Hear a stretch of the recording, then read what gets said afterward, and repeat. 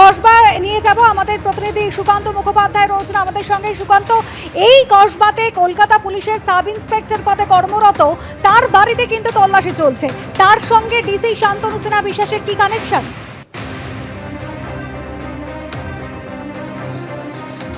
দেখো, জানিয়ে রাখি যে কনস্টেবল হিসেবে চাকরি শুরু করা এই রুহুল আমিন আলী শাহ, সে কিন্তু রিসেন্টলি এসআই পোস্টে তার কিন্তু পোস্ট হয়েছিল হচ্ছে রিজার্ভ ফোর্সে। তার আগে একাধিক থানাতে তিনি কর্মরত ছিলেন, কখনো হেয়ার স্ট্রিট থানাতে, কখনো শেক্সপিয়ার সরণি থানাতে, এবং পুলিশ মহলে কিন্তু শান্তনু সিনহা বিশ্বাসের অত্যন্ত ঘনিষ্ঠ বলে পরিচিত এই পুলিশ অফিসার। তার বাড়িতে এদিন সকাল 6টা নাগাদ অভিযান চলে এবং তারপর থেকে কিন্তু সপরিবারে তিনি এখানেই থাকেন। দীর্ঘ 5 বছর ধরে যে দোতলা সবুজ বাড়ি দেখতে পাচ্ছ, সেন্ট্রাল ফোর্স এখানে রয়েছে, এখানে তিনি থাকেন। এবং তাকে এই মুহূর্তে জিজ্ঞাসাবাদের পাশাপাশি কিন্তু তার ব্যাংক অ্যাকাউন্টের ডিটেলস, তার যে মানে একেবারে তার যে স্যালারি, তার সাথে তার যে প্রপার্টি, তার মধ্যে কোনো সাজুজ্য রয়েছে কিনা গোটা বিষয়টি দেখা হচ্ছে। তোমাকে জানিয়ে রাখি যে যখন শান্তনু সিনহা বিশ্বাসকে গ্রেফতার করা হয়, তারপরে কোর্টে দাঁড়িয়ে ইডির তরফে কিন্তু একাধিক চাঞ্চল্যকর তথ্য বলা হয়। বলা হয়েছিল যে যেখানে এই প্রজেক্ট তৈরি করা হতো জাওয়েদ কামদারের নেতৃত্বে, সেইখানকার থানাতে মাসে এককালীন টাকা দেওয়া হতো। শুধুমাত্র তাই নয়, একটা জমি যে সিন্ডিকেট বা জমি মাফিয়া যেটা কাজ চালানো হতো, যে চক্র কাজ চালাতো, যারা সেই জমি দিতে রাজি হতেন না তাদেরকে ফলস এফআইআর দেখে ভয় দেখানো হতো।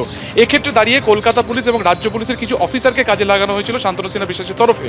ফলত আজকে সেই কার্যত আদালতে বক্তব্যের পরে আজকে যে 9টি জায়গাতে অভিযান চলছে, তার মধ্যে অত্যন্ত গুরুত্বপূর্ণ হচ্ছে এসআই পোস্টে বর্তমানে কর্মরত এই অফিসারের বাড়িতে রেড করা। অর্থাৎ দেখা হচ্ছে যে শান্তনু সিনহা বিশ্বাসের সাথে তার কোনো আর্থিক ট্রানজ্যাকশন হয়েছে কিনা, এবং এই ঘনিষ্ঠতা সুরতে কোনোভাবে এই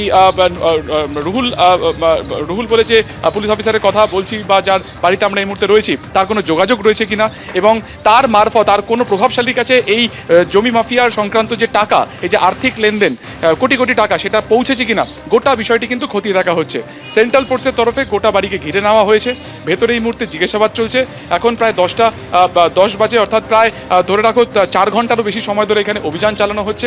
এছাড়া আমরা আরও একটা জিনিস যেটা জানতে পারছি যে পুলিশ ওয়েলফেয়ার অ্যাসোসিয়েশনের কনভেনার ছিলেন হচ্ছে এই অফিসার, এবং আমরা জানি যে এই ওয়েলফেয়ার অ্যাসোসিয়েশনের কিন্তু অন্যতম পোস্টে ছিলেন শান্তনু সিনহা বিশ্বাস। ফলত শান্তনু সিনহা বিশ্বাসের বিরুদ্ধে যেটা অভিযোগ ছিল যে নিজের পোস্টকে দেখিয়ে তিনি এই জমি মাফিয়াদের সাথে সহযোগিতা করেছিলেন, বিভিন্ন প্রপার্টি পাইয়ে দিতে সহযোগিতা করেছিলেন, এবং তার একেবারে নিচের স্তরে ছিল হচ্ছে গ্যাংস্টার বিশ্বজিৎ পোদ্দার ওরফে সোনা পাপ্পু। ফলত সেই কানেকশন কতটা আর্থিকভাবে কানেকশন কিভাবে চলছে এবং কিভাবে সিন্ডিকেট কাজ করতো তাই খুঁজে বার করার চেষ্টা করছেন ইডি আধিকারিকরা। সুকান্ত, সঙ্গে থাকো।